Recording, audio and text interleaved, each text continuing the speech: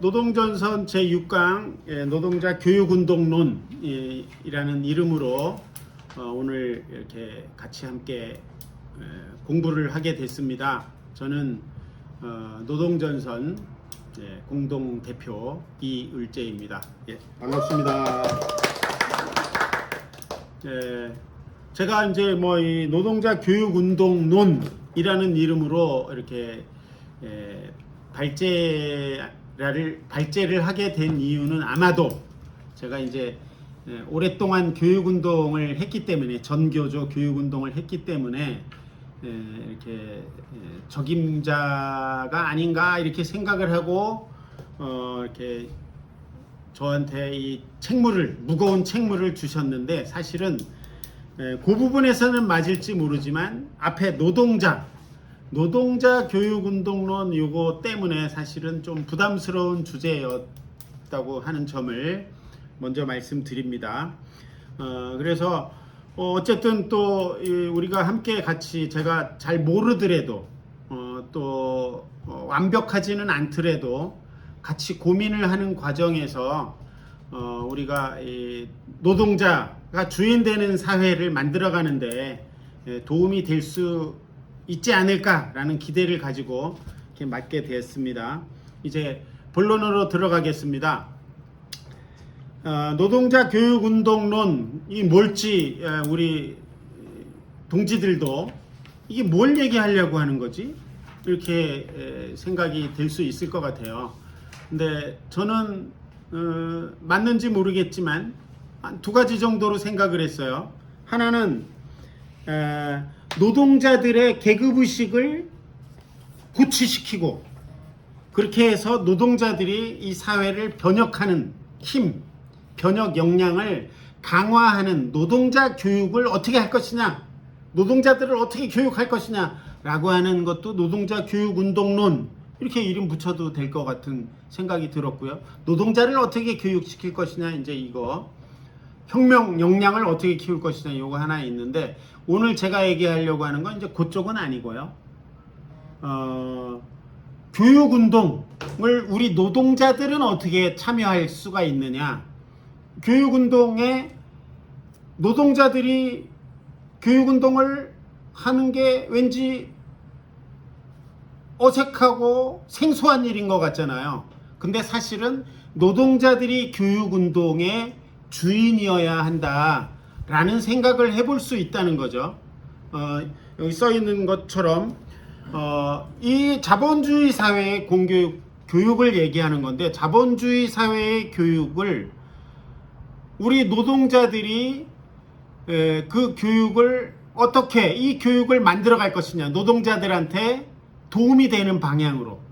그 흔히 이 교육을, 자본주의 사회에서 교육이라고 하는 건 자본주의 사회의 지배계급인 자본가들이 지배의 수단으로 교육을 활용할 것이다. 어떤 이데올로기 세뇌, 이데올로기 전수를 통해서 자본주의 사회를 보다 더 공고하게 하는 그런 측면도 있을 거고, 또는 이 공교육이 하여간 자본가들에게 뭔가 이득이 되기 때문에 이러한 자본주의, 지배계급이 자본가들인데 이런 공교육 제도를 둔다는 것은 자본가들의 수단인데, 그게 어떻게 우리 노동자들이 어떻게 뭐 할 게 있나? 우리 노동자들은 노동조합 활동이나 열심히 해서 임금 인상하고 근무조건 개선하고 그러면 되지, 이 나라의 교육제도를 내가 어떻게 바꿔달라 또는 바꾸자, 이런 게 내 일인가? 노동자의 일인가? 라고 생각하기가 좀 어려울 수 있는데, 사실은 노동자들이 바로 이 교육운동의 주인이어야 된다 라는 거죠. 그걸 제가 몰랐었는데 5월 12일 날 교육혁명 대토론회 할 때 진보교육연구소의 천보선 소장이 얘기를 하는데, 그게 마르크스가 그런 얘기를 했다는 거예요. 마르크스가 이 노동자들이 이 교육을 바꿔내야 된다, 자기한테 유리하게. 이렇게 어떻게 유리하게 바꿔낼 수가 있느냐, 이 공교육이라고 하는 건 결국은 자본가의 지배수단이기도 하지만 노동자가 이 공교육 제도를 어떻게 변화시키느냐에 따라서 노동자에게 유리한 노동자의 계급의식을 높일 수도 있고 또는 노동자들에게 어떠한 변혁의 역량, 혁명의 역량을 채워줄 수 있는 그러한 도구로서 변화시킬 수도 있다.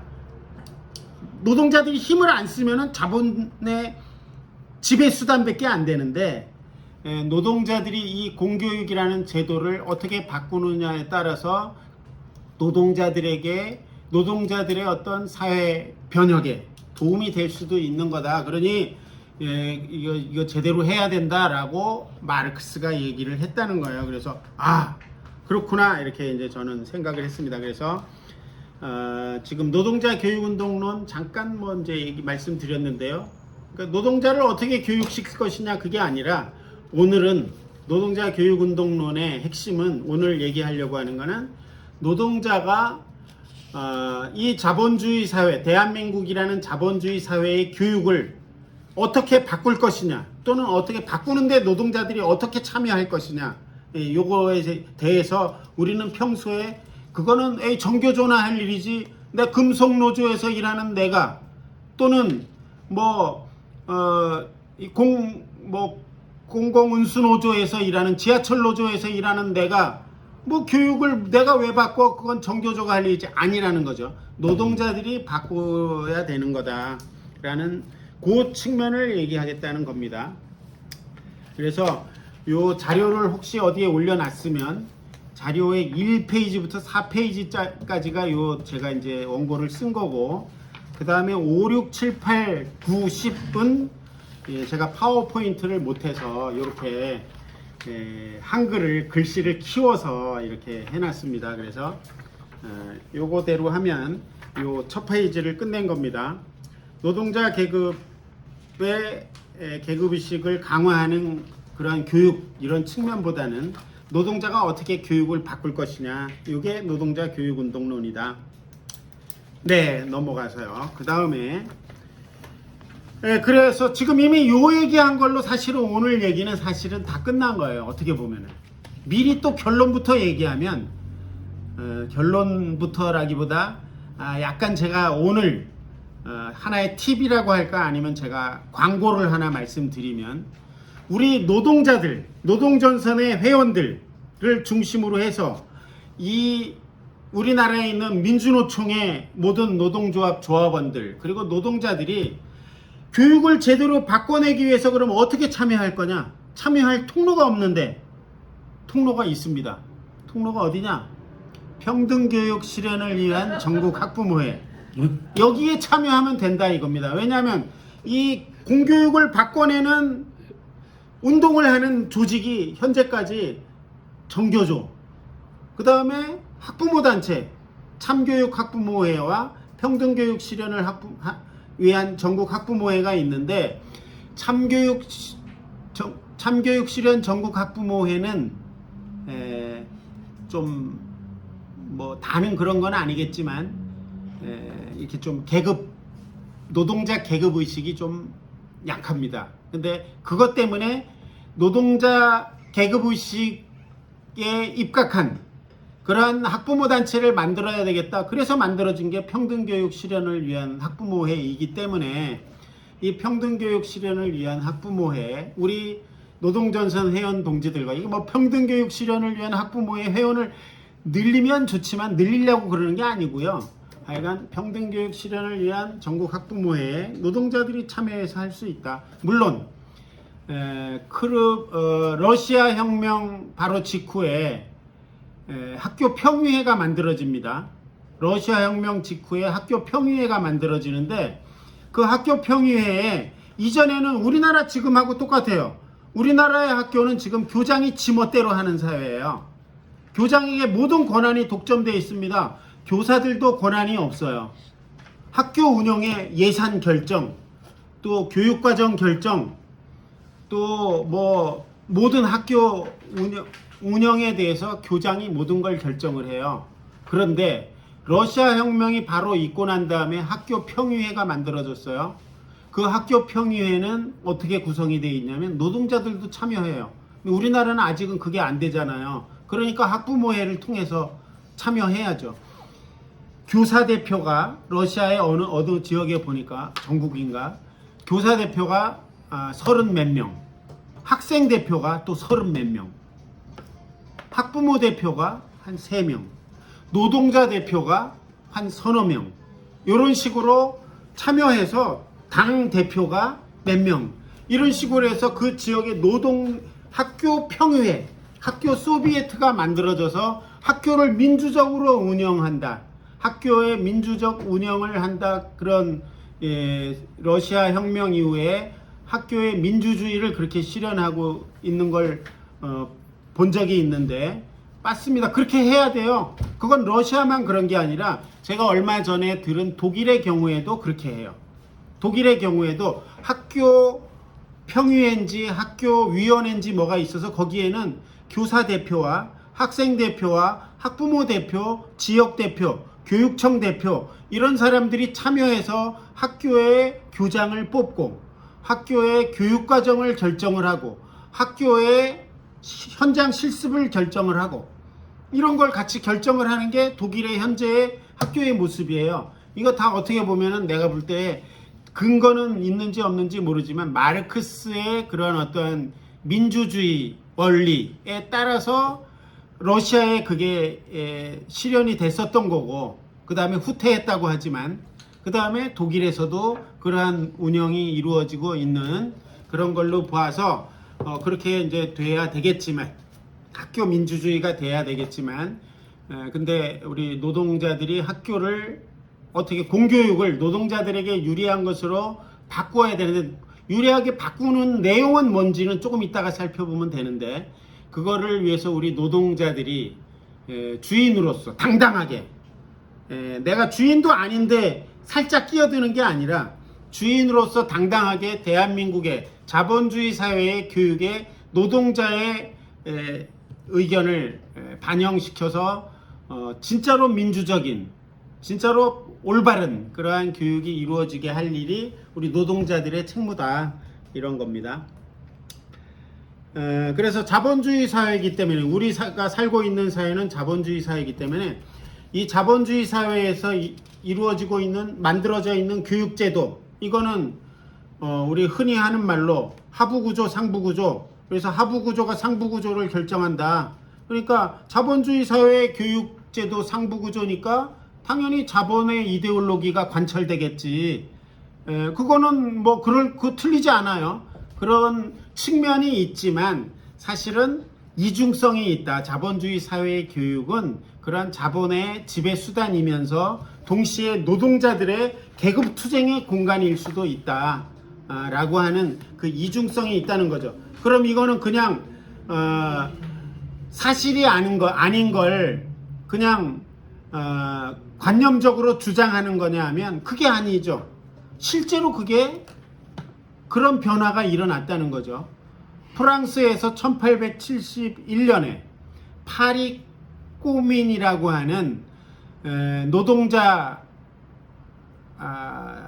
권력이 이제 잠시 만들어졌는데 72일 동안 근데 그 파리 꼬민이라고 하는 것들 속에서 어떠한 얘기들이 나왔냐면 모든 학생들 모든 교육을 다 무상으로 국가가 무상으로 한다. 그리고 급식도 무상으로 한다.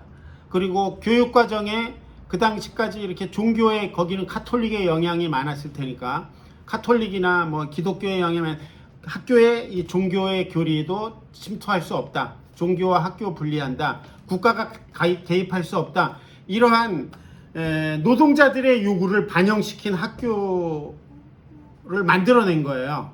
그러니까 이게 자본주의 사회 안에서 그러한 노동자들이 자기의 노동자들을 위한 노동자들에 의한 노동자의 학교를 만들 수가 있다는 거죠. 자본주의 사회 안에서 프랑스라는 자본주의 사회 안에서 그런 걸 했던 경험이 있었던 거고요.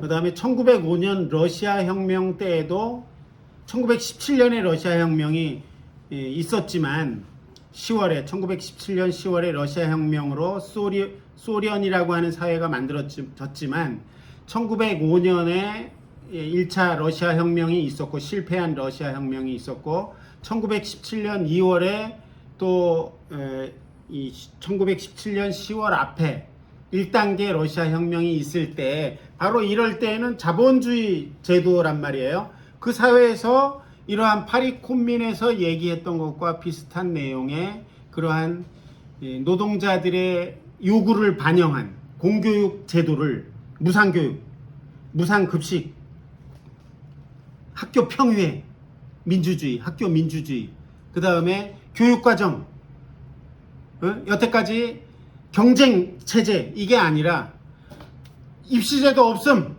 이게 벌써 우리나라에서 요새 얘기하는데 요새 나온 얘기가 아니라 이미 1905년, 1917년 러시아에서 독일에서 프랑스에서 입시제도 없음. 모든 학생은 다 학교에 갈 수 있음. 전부 무상임.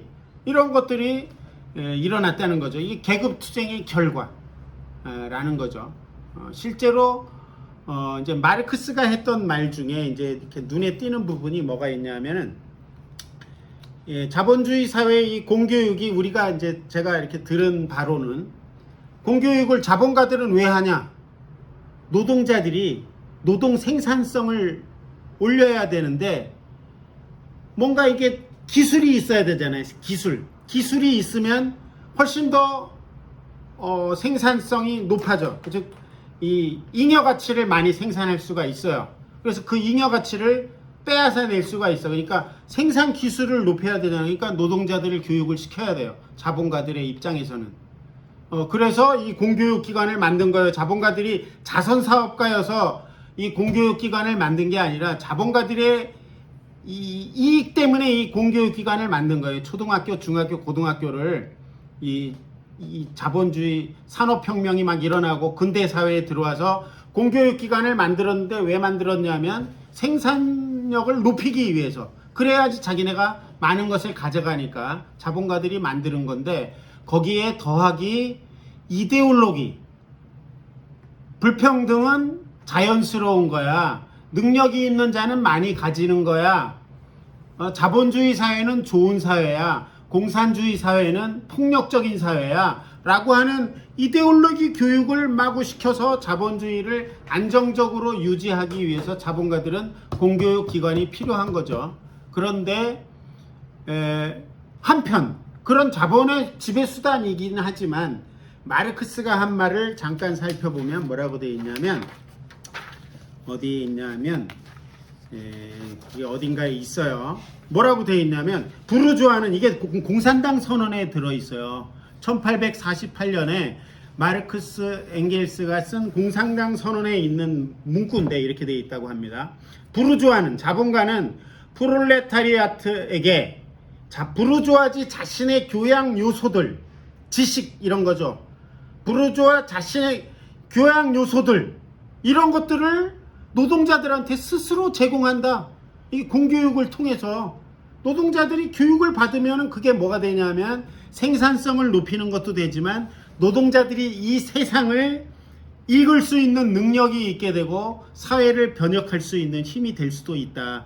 에이 뭐 1 더하기 1 산수 뭐 이런 거 정도 갖고 뭐가 되냐 그러는데 이거 나는 정확하게는 모르겠지만 아무래도 이 세상을 좀 단선적으로 살피는 것보다는 입체적으로 세상을 이해하고 파악할 수 있는 능력이 있으면은 그러면은 자기 주장도 할 수 있게 되고 어떤 게 더 좋은 세상인지 얘기할 수도 있는 거니까 그게 바로 변혁 역량이 되는 거죠.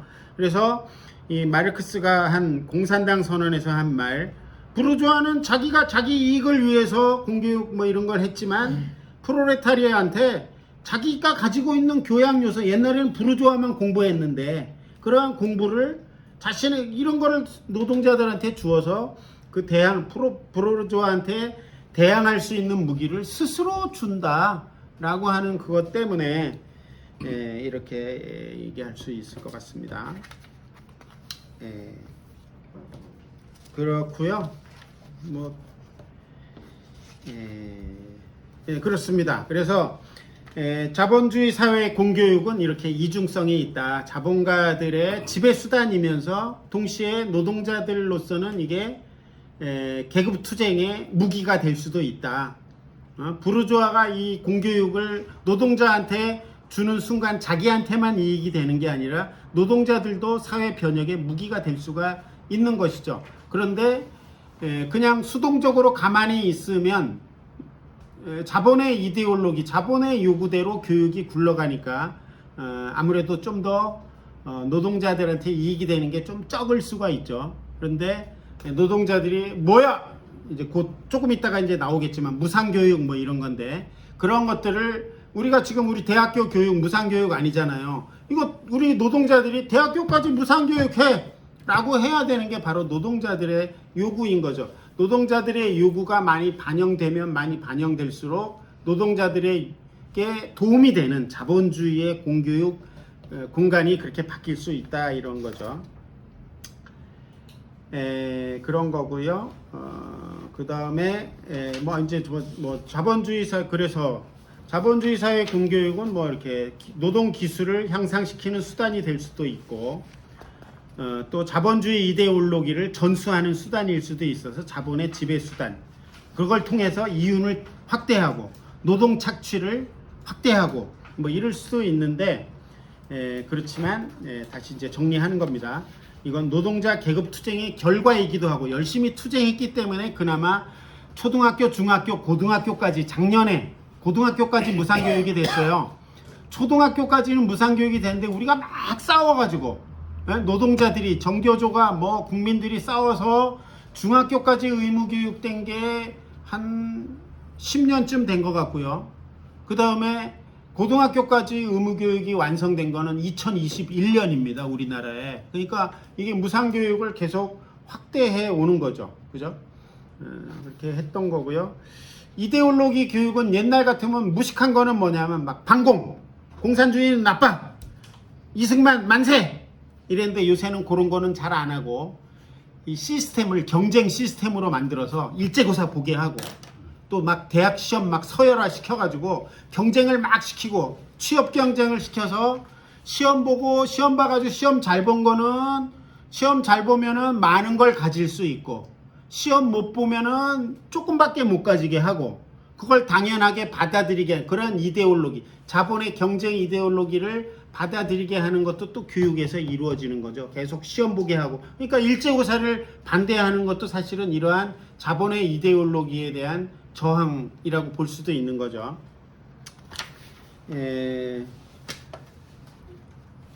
그래서 뭐 파리코민 이 노동자 계급 투쟁의 결과다. 파리코민이라고 하는 것이 있었기 때문에 아마 한 걸음 공교육이 진전이 됐다고 봐야 되고 러시아 혁명이 있었고 또 독일에서 여러 가지 사회주의 노동운동의 결과 이러한 공교육이 노동자들에게 유리한 방향으로 우리나라에서도 지금 아까 살핀 것처럼 조금씩 진전해 온 것이다. 이렇게 볼 수 있습니다. 그래서 자본주의 공교육 대한민국의 초등학교, 중학교, 고등학교, 대학교가 자본의 지배 수단이냐 노동자 계급 투쟁의 무기냐 이거는 원래부터 결정되어 있는 것이 아니라 우리가 어떻게 하느냐에 따라서 노동자들이 어떻게 하느냐에 따라서 결정될 수가 있다. 계급 투쟁의 결과 결정되는 것이다. 이런 것이죠. 자, 그래서 이미 아까도 말씀드렸지만 이제 그러면은 우리나라에서 노동자들이 교육운동에 어떻게 계급 투쟁이 어떻게 이루어질 수가 있냐 교육에서 공교육에서 또는 우리나라에서 어떻게 하고 있냐 우리나라에서 노동자들이 계급 투쟁을 이 학교 초등학교 중학교 고등학교 대학교를 가지고 우리 노동자들이 어떻게 뭔 얘기를 할 것이냐 이미 답은 다 나와 있어요 사실은. 근데 그 답을 얘기하기 전에 지금 우리나라 현실을 보면 아까도 말씀드렸지만 우리나라 노동자 교육운동 굉장히 미약합니다. 왜 미약하냐? 교육운동 하는 사람이 이러한 자본주의의 공교육을 좀 더 많은 사람들이 노동자를 포함한 서민들에게 유리한 더 나은 사회를 변혁시킬 수 있는 그러한 공간으로 교육을 만드는 게 이 교육운동이라고 하면, 이 교육운동을 여태까지 해온 세력은 전교조, 교사 일부 10%도 안 돼, 교사에서. 그 다음에 학부모 단체, 학부모 전체 중에 100분의 1도 안 돼요. 아주 조금이 했을 뿐이고, 이 수많은 노동자들이 사실은 이 교육운동을 해야 되는데, 이 노동자들은 이 교육운동은 전교조가 할 일이지 우리가 할 일이 아니다 라고 생각을 했었는데, 그게 틀리지는 않는 것 같아요. 그렇지만 잘 생각해보면 아까 우리가 여태까지 살펴본 것처럼 노동자들이 이 공교육을 어떻게 노동자들에게 유리한 것으로 바꿔낼 것이냐 라고 하는 거는 노동자들의 상당히 중요한 책무가 될 수 있다, 이런 얘기죠. 그래서 지금까지 교육운동은 정교조, 참교육 학부모회, 평등교육 실현을 위한 전국 학부모회, 그 다음에 이제 최근에 정교조보다 더 커졌어요. 옛날에 정교조만 있었는데, 정교조는 한때 10만 명까지 갔었는데 지금은 5만 명도 안 돼요. 뭐 4만 명보다 안 된다는 말도 있어요. 그런데 이제 정교조보다 더 힘이 세진 조직이 있어요. 학교에 있는 노동자 조직 중에. 그게 바로 학교 비정규직 노동조합, 교육공무직 본부, 이것들이죠. 이 노동조합들의 이 조합원 숫자가 지금 아마도 두 개를 합치면 한 15만 명? 20만 명? 이 정도 될 거예요. 근데 이제 정교조 말고 이제 이 한국노총에 가 있는 정교조에서 빠져나간 배신자, 내가 볼 때 배신자 같은 노조가 있어요. 그 사람들이 한 5만 명 돼요, 요새. 그래서 그 합치면 한 9만 명. 우리 정교조보다 숫자가 많아졌어요. 그래서 한 5만 명 되는데, 다 합치면 한 9만 명 되는데, 이 학교 비정규직 노동조합에 비하면 절반도 안 되죠. 그러니까 교육운동을 이제 할 수 있는 역량은 그만큼인데, 요 사람들한테만 맡겨놓으면 안 된다는 거죠. 요 사람들한테만 맡겨놓으면 안 되고, 금속노조, 공공운수노조, 화학노조,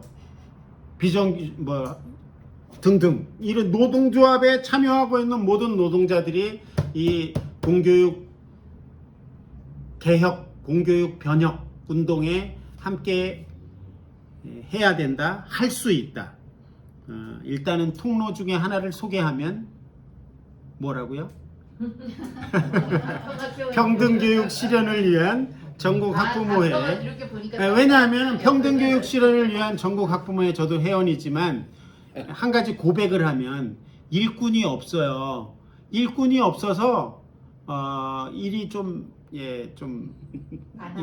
많이 해야 되는데 많이 못해요. 그 다음에 잘해야 되는데 잘 못해요. 그래서 우리 노동자들이 대거 이 평등교육 실현을 위한 전국 학부모회에 참여를 해서, 학부모로서, 학부모가 초등학교, 중학교, 고등학교 학생의 자녀가 있으면 더 좋지만, 저도 없어요. 초등학교, 중학교, 고등학교 자녀가 없어요. 근데도 학부모 단체 하잖아요.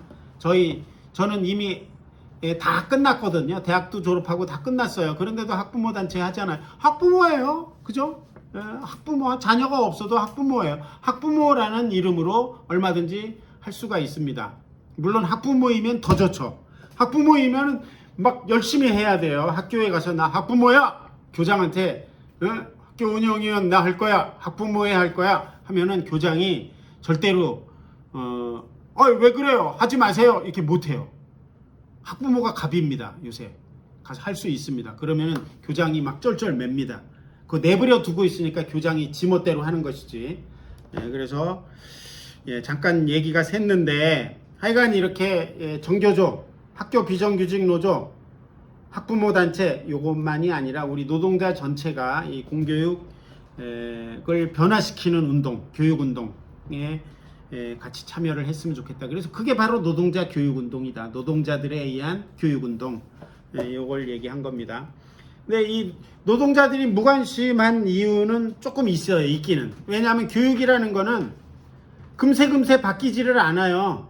그러니까 지금 당장 싸우면은 임금이 올라가는데, 그 다음에 내 근무 조건이 달라지는데, 노동자들이 학교에 가가지고 뭐 이게 교육을 바꿉시다 그런다고 해서 뭐 교육이 확 바뀌는 것도 아니고 애들 교육이 어떻게 해야 좋은 교육인지 논란도 많고 이 답이 안 나와요. 그러니까 이게 굉장히 인내심이 필요한 것이어서 이 교육의 성질이 기본적으로 굉장히 장기적 그리고 간접적 그 성과가 확인이 되려면 상당히 많은 시간과 또 이렇게 간접적으로 확인이 되는 거여서 교육에 대해서 관심을 갖기가 좀 어려운 측면이 있는데 그거를 잘 참아내고 교육에 참여하면 좋은 뭐 결과를 얻어낼 수가 있지 않을까 이렇게 생각을 하고요. 그 다음에 또 뭐가 있냐면은 학부모들이 되면은 어떻게 되냐면 전체의 이익을 생각하기보다 그런 경향이 있어요. 내 아이 점수 올려야지. 내 아이한테 우리 학교 선생님이 어떤 차별을 하지 않았나? 내 아이가 가서 아이를 때려줬는데 그러면 가서 미안합니다 그래야 되는데 뭐 하겠죠. 하는데 그래도 어떨 가능성도 있냐면 지가 맞을 짓을 했으니까 우리 아이가 때렸지 뭐 이렇게 학부모라고 하는 게 잘못하면은 굉장히 자기 중심적 개별적 전체적인 이익을 생각하기보다는 개별적 자기 개인의 이익에 이렇게 좁혀질 머무를 가능성이 있어서 이게 노동자 교육 운동이 잘 안 되는 거예요. 그러니까 괜히 노동자들이 내가 아버지가 또는 엄마가 학교에 가서 교육이 이런 거예요 그러면 이 사람 당신 아들만 당신 딸만 이 학교 학생이야 이 사람 뭐 이기적으로 당신 것만 얘기해 이렇게 이기적이라고 할까봐도 못 가고 치맛바람 이래서도 못 가고 그러는데 치맛바람이 아니라 이 공교육을 노동자들의 자녀들이 다 그 노동자가 될 사람들이거든요. 노동자들의 가족, 노동자들의 자녀, 노동자들이 이 사회에서 자본의 어떤 이익에 맞춘 학교가 아니라 노동자들의 이익이 반영되고 관철될 수 있는 학교를 만들기 위해서 해야지 된다. 그게 바로 노동자 교육운동이다 이런 겁니다. 이제 마지막으로 그래서 우리가 할 일이 뭐가 있냐 하면은 이 노동자 교육운동 이거는 한마디로 얘기하면 결론 계급투쟁이다. 계급투쟁 이것도 노동자 공교육을 바꿔내는 거 이거 계급투쟁이다. 자본의 요구가 일방적으로 관철되는 거를 막고 노동자의 요구를 관철시키려고 한다면 이거 계급투쟁인 거죠. 계급투쟁을 할 수 있는 공간이 바로 공교육기관이다. 그것을 대개 우리는 교육 공공성 투쟁이라는 말로 많이 얘기해요. 교육 공공성 그럼 참 되게 이게 뭐야? 그게 무슨 말이지? 뭐 이렇게 할 수 있는데 교육이 어떤 개인의 이익에 복무해서는 안 된다. 교육은 우리 전체의 이익을 사회 전체의 이익을 위해서 복무해야 된다. 나 혼자 공부 열심히 해가지고 좋은 대학 가고 좋은 직장 얻어서 나 혼자 잘 먹고 잘 산다. 이거는 교육 공공성이 아니에요. 교육을 그건 사유제로 만들어 버리는 건데 교육은 공공재다. 공동재다. 우리 모두의 것이다. 그러니까 교육을 왜 그렇기도 하냐면 교육을 받은 사람들이 이 사회에다가 또 그 자기가 교육받은 거를 내놓을 거거든요.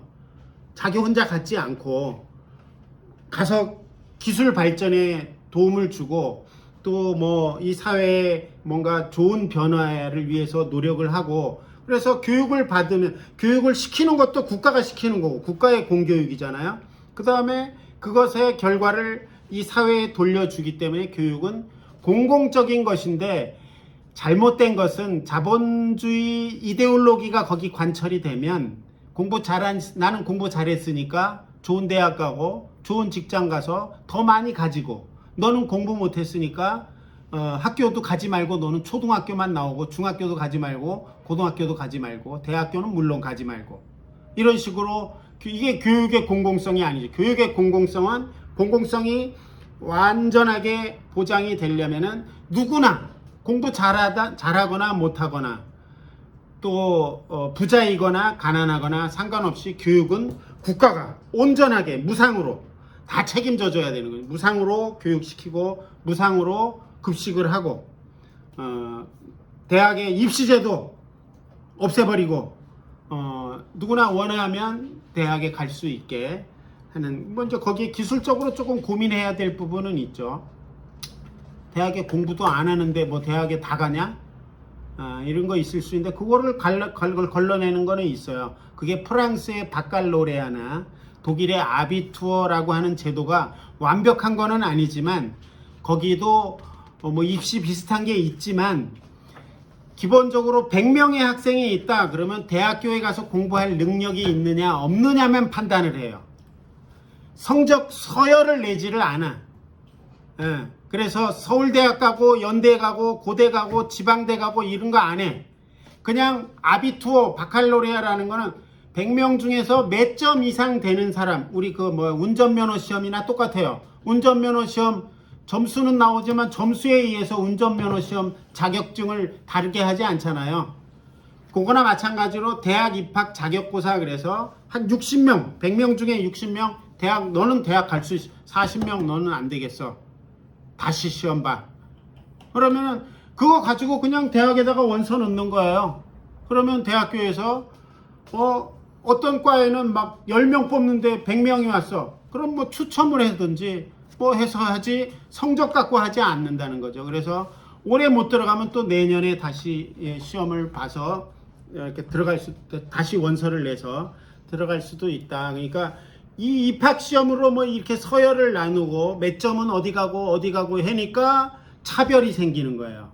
그래서 교육 공공성이 온전하게 되려면, 이게 요새 얘기가 아니에요.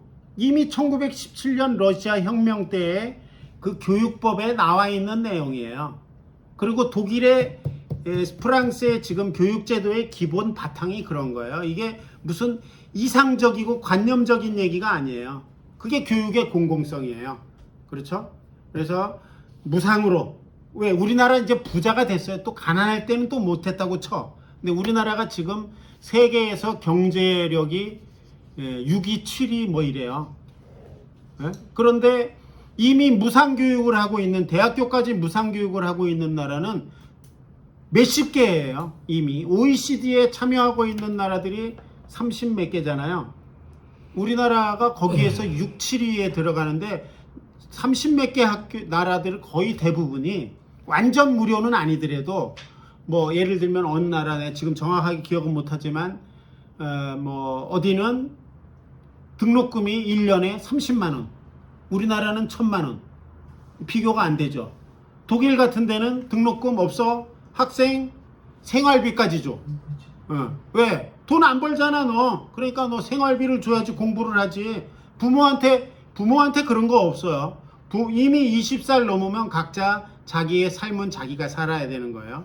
그러니까 이 무상교육 해야 되는 거죠. 이게 관념적이고 뭐 이상주의자의 공상 잠꼬대 같은 얘기가 아니라, 우리나라는 이런 걸 벌써 했어야 되는데 아직 안 하고 있는, 왜? 자본의 논리가 더 많이 관철되고 있는 교육인 거죠. 그래서 노동자의 논리가 관철되는 걸로 바꾸는 것이 교육 공공성 투쟁이다, 이렇게 볼 수 있는 겁니다. 그래서 이미 다 얘기했습니다. 뭐 유치원 또는 뭐 보육원, 어린이집, 대학교 다 무상으로 해야 되는 거예요. 할 수 있어요. 돈 있습니다. 그 다음에 이 교육과정 이게 마르크스의 교육과정이, 이게 또 전 잘은 모르는데 얼핏 들으니까 이론과 실습의 결합, 이렇게 분업화, 이게 아니라 온전한 교육이 되려면 이론과 실습, 그래서 러시아 혁명 직후에는 그런 이론과 실습이 결합된 뭐 과학 기술 정보교육, 과학기술 정보교육인가, 그래서 일종의 뭐 국어 영어 수학 막 이렇게 짜겨서 하는 뭐 좀 있기는 있겠지만, 그게 이렇게 좀 합쳐져서 선생님도 이렇게 앉아서, 선생님이 강단에서 막 내리꽂는 가르치는 게 아니라 같이 앉아서 토론하고 하는 그런 식으로 하고, 뭐 이렇게 실습하고 그러면서 했다 그러는데, 그런 교육과정도 지금은 이 교육부 이런 데서 딱 내리꽂잖아요. 근데 그게 아니라 학생 대표, 교사 대표 학부모 대표, 노동자 대표, 교육청 대표 이런 사람들이 모여서 학교 평의회, 학교 소비에트 이런 게 만들어져서 교육과정 내용을 정할 수가 있다는 거죠. 근데 나중에 이제 뭐 좀 후퇴했다고 하더라고요. 그렇게 했다가. 왜냐하면 너무나 배가 고파. 막 내전이 일어나고 막 그 흉년이 들고 생산력 수준도 낮고 그러니까 너무 힘들어. 그리고 막 문맹률도 높아. 그러니까 이제 성과를 내려니까 내리꽂는 식으로 많이 바뀌었다. 소련에서 스탈린 때 뭐 이제 그런 얘기가 있는데 어쨌든 그 이렇게 뭔가 민주적 교육과정도 우리가 만들 수 있다는 거죠. 니네가 만들어 주는 게 아니라 학교에서 무엇을 할 것이냐. 그게 교육과정이죠. 학교에서 무엇을 할 것이냐, 무엇을 배울 것이냐, 무엇을 실습할 것이냐. 이것도 이거 약간 꿈 같은 내가 보더라도 좀 꿈 같은 얘기인데, 근데 가능한 얘기입니다. 해야 되는 겁니다, 이게. 그죠? 막 학문적 이론, 막 아인슈타인의 상대성 원리 이런 거는 대학원에 가서 하고, 초, 중, 고등학교는 우리가 흔히 하는 말로 민주적인 시민 교양, 시민 교양을 배우는 기간이잖아요. 그죠? 사회를 이해하고 인간을 이해하는 정도. 그거면 되지. 뭐 아인슈타인의 상대성 원리를 모든 국민이 다 알 필요가 뭐가 있어요. 그거는 필요한 사람들 하면 되는 거고.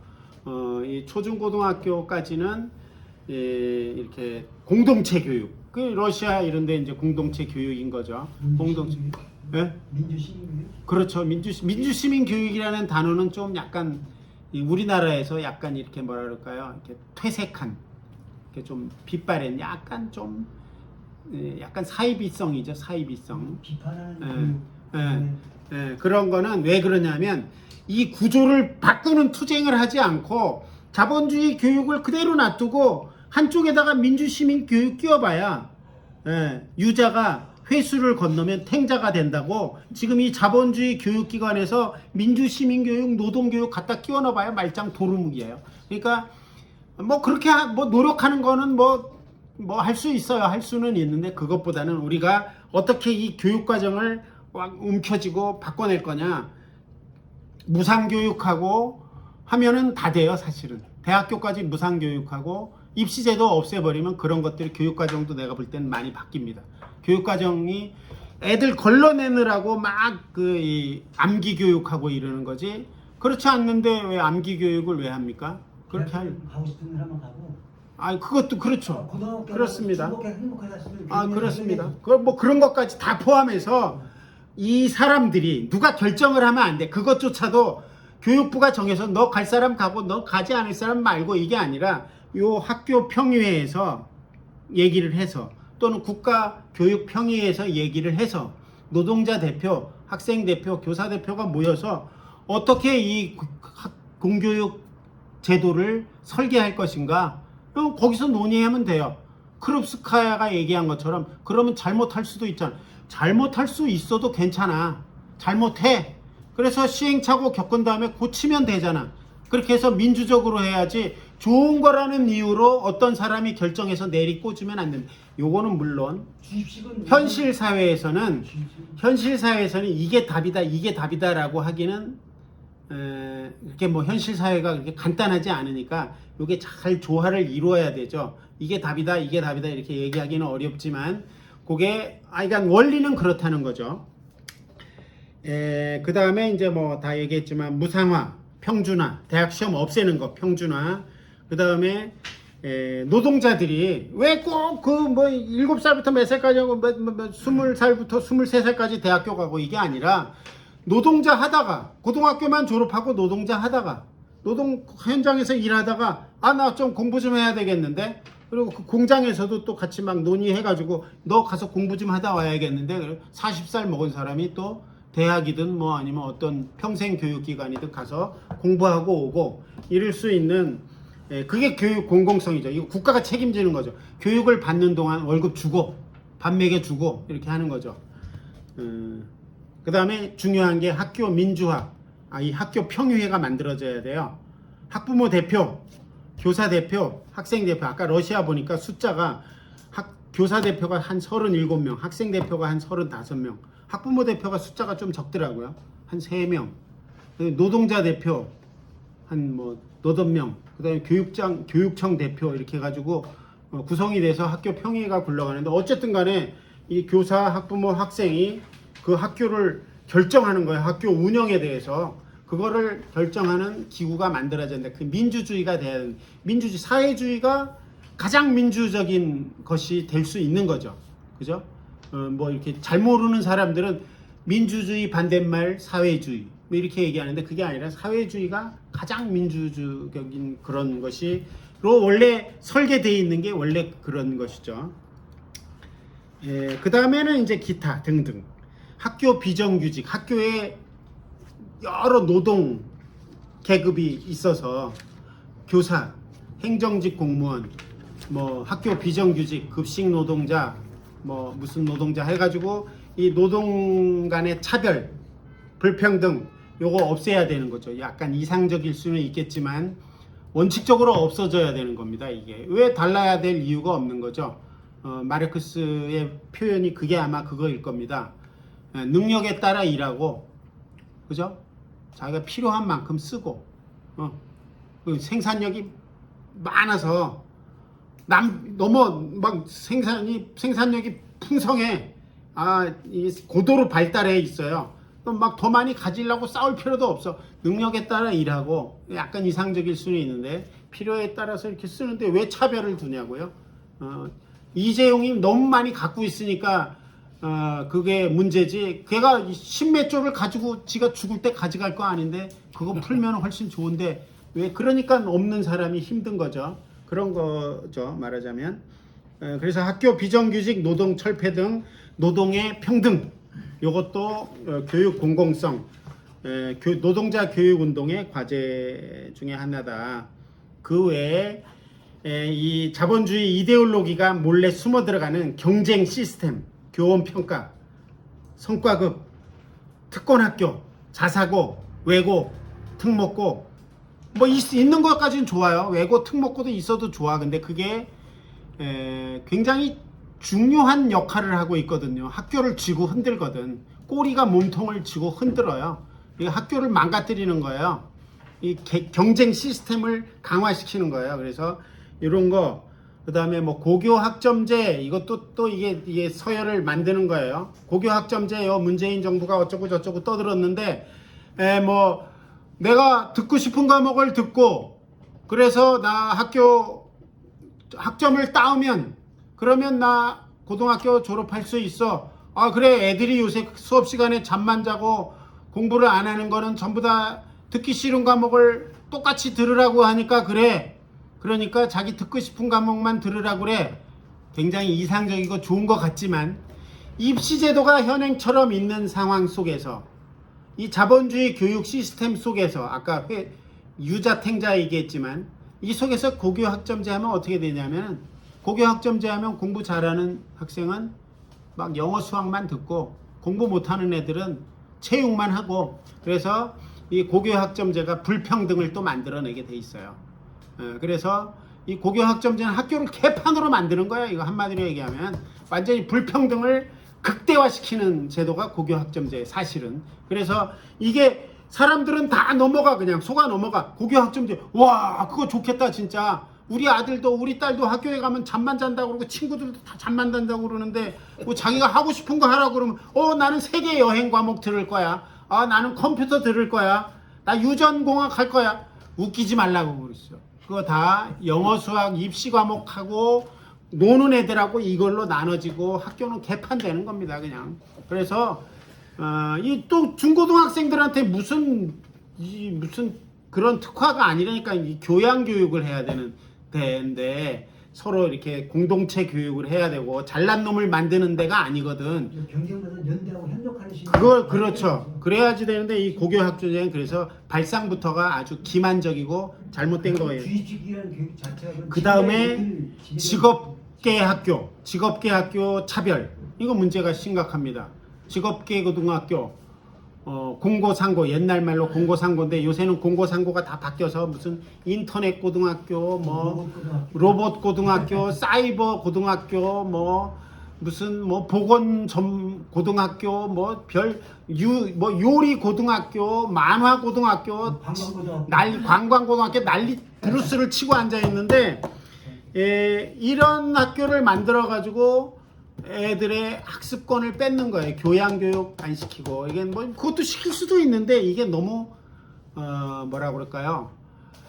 이 아이들은 공부 안 하는 아이들로 딱 아예 트랙을 만들어서 요새는 조금 덜한데 워낙 이쪽도 다 인문계 고등학교도 망가졌으니까. 그런데 옛날에는 공부 안 하는 애들은 여기 가는 거, 가난한 애들 가는 거. 그래가지고 공고상고에 가면 애들이 다 담배 피고 또 공부할 생각도 안 하고 선생님도 야 이 쓰레기들아 그러고 학부모도 얘는 공부 안 해도 돼, 그냥 빨리 졸업하고 취직만 하면 돼. 학생 본인도 난 쓰레기야, 이런 게 옛날 공고상고였는데 그 문화가 아직도 좀 남아 있어요. 그래서 여기에 뭐가 들어가냐면 이 아이들의 어려운 현실을 악용을 해서 국가가 박정희 때부터 현장 실습 제도를 만들어서 이 아이들을 고등학교 3학년 때 공장에다가 데려가서 저임금으로 막 혹사시키는 거야. 그러니까 착취하는 거예요. 그러니까 이 아이들이 가서 사고를 당하고 죽는 거예요. 해마다 한 명씩 이렇게 죽어요. 제주도의 이민우 학생도 샘물 공장에 가서 일하다가 얘 원예과야, 원예과. 근데 무슨 현장 실습이 샘물 공장에 가서 지게차 운전을 해. 그게 현장 실습이야. 노동 착취지. 예? 또 전주에 무슨 홍무슨 양은 홍정훈 군은 무슨 사이버 관광 무슨 해양과학고에 무슨 뭐 관광 무슨 과인데 해저 관광 무슨 과인데 해양 관광 먹는데 배에 가서 배 밑창에 따개비 따는 거. 예. 그런 막노동 그게 무슨 실습이야? 전문 잠사가 해야 돼. 그러니까 이게 다 그런 거라니까. 다 이게 제도 자체가 그런 거야. 그 기업이 살인이 아니라 이 나라에 만들어져 있는 현장 실습 제도라고 하는 것이 직업계 고등학생들, 아까 그러한 어려운 열악한 처지에 있는 직업계 고등학교 학생들을 그 약점을 이용해서 가난하잖아요. 돈 100만 원 주는데 얼마나 좋아. 고등학교 3학년짜리가. 옆집에 개똥이는 인문계 고등학교에서 막 밤늦게까지 입시 공부한다 그러고 학원 가가지고 100만 원 내고 학원 공부하는데, 아이고 우리 아들은 이 공고에 가가지고 한 달에 고3 때부터 벌써 100만 원을 벌어오고 효자가 났다. 효자는 개뿔이. 전문 잠사가 해야 되지. 그거를 미친놈들이 이 교육부가 이런 현장 실습 제도를 이 박정희 때부터 만들어 놔가지고 아직도 그거를 김대중, 노무현, 문재인 이게 민주당 정부가 이게 민주 정부가 아니라는 게 증명이 되는 거예요. 이걸 없애야 되는데 안 없애고 있으니까 이게 말이 안 되는 거죠. 그 다음에 기능 경기 대회. 이 공고 학생들 중에 아주 일부만 수업도 안 들어가. 옛날에 운동부 애들하고 똑같아요. 수업도 안 들어가고 얘네들은 특권자야. 학교에서 예산 다 줘. 먹여주고 재워주고 수업 안 들어가. 그러니 특권이니까 얘네들은 기율이 세요. 선배가 야 인마 바닥 기어 인마, 군대야 군대. 너 인마 여기 화장실 혓바닥으로 핥어. 그래서 재작년에 경주에 어떤 학생이 자살했잖아요. 이 기능 경기대회에 그러한 이 비인간적인 대접을 받다가 죽은 거야. 대신에 기능 경기대회에 가서 금메달 따면은 삼성 취직이 되죠. 돈 벌죠. 그러니까 돈 벌으니까 그냥 그 고통을 참는 거야. 내가 여기서 메달을 따면 이런 이 비인간적인 경쟁 제도가 바로 이 기능 경기대회다. 이거 없애버려야 된다는 거죠. 그 메달 딸 때도 학교에 부모들이 상납을 했잖아요. 네, 그 뭐 이제 이런 거 하려고 그러면 또 이제 학교에서 또 이제 이거 특권이니까 또 부모들한테 또 이제 또 뜯어내고 이제 이런 짓거리도 하는 거죠. 그거는 이제 자본주의 사회니까 있는 일인데, 하여간 여기까지 해서 노동자 교육운동론 제가 제가 이렇게 잘 알지 못하니까 괜히 뭐 목소리만 핏대 올려가지고 그냥 막 이렇게 말씀을 드렸는데요. 하여간 자본주의 사회의 교육, 이게 종교조나 학부모에게만 맡겨둘 게 아니라 우리 노동자들이 이 자본주의 사회에서의 공교육, 이거는 노동자들이 개입해야 된다. 이 계급 투쟁의 공간이다. 마르크스가 이미 1848년 공산당 선언에서 부르주아들이 프롤레타리아에게 공교육이라는 것을 제공할 때, 공교육을 제공할 때 자기들 이득을 취하기 위해서 생산성 높이고 더 많이 착취하기 위해서 제공을 했지만, 사실은 이것이 부르주아들이 노동자들한테 변혁의 무기를 준 거다. 왜? 알게 되니까 세상을. 예? 그래서 근데 그거를 그러면 공교육 기간 나오면 무조건 다 혁명가가 되겠네. 그거는 아니라는 거죠. 자본가들은 계속해서 자본의 이데올로기를 집어넣고 경쟁 시스템으로 자본에 순응하게 만들고 하기 때문에 이 노동자들이 교육을 노동자들에게 유리한 방향으로, 교육 공공성 강화, 투쟁, 이거를 해야지 된다라고 하는 게 노동자의 교육운동론의 결론입니다. 평등교육 실현을 위한 전국 학부모회에 관심을 가져주시고 이렇게 함께 고민을 해주시면 좋겠습니다. 이상입니다. 네.